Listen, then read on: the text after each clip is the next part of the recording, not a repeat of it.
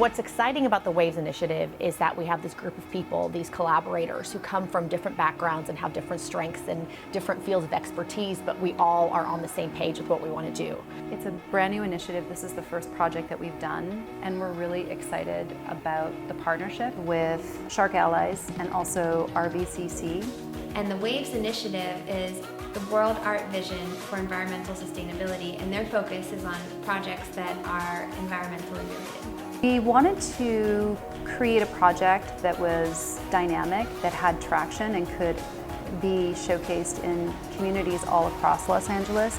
Jana Kruder and Matthew LaPenta are artists that we've worked with previously and came to us with this idea as environmental artists that they wanted to showcase and have featured 20-foot plastic water bottle. And I was like, tell me more. I mean, that sounds really interesting. The concept for natural plasticity came about after watching the documentary Plastic Planet and being inspired and wanting to do something about the impact of disposable plastic on our environment. And once we saw that, we saw plastic everywhere in our environment. And then from there we decided to enlarge these pieces of trash. We wanted to give it a sense of scale. So just as you happen to come across something on a trail or in your neighborhood, we wanted to essentially distort that at a very large scale, and that's kind of how the idea was born.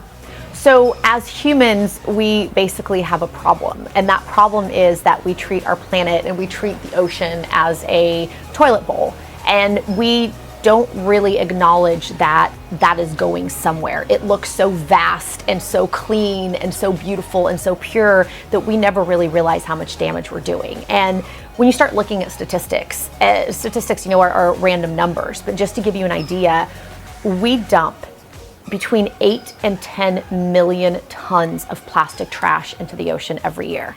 And to give you a visual idea of what that looks like, that by weight, that is the equivalent of 40 aircraft carriers. So that plastic is going from our trash bins, from tossing it out on the street, from just unrecyclable plastics, and that is going into the ocean. And the thing about plastic that I don't think people realize, plastic never goes away.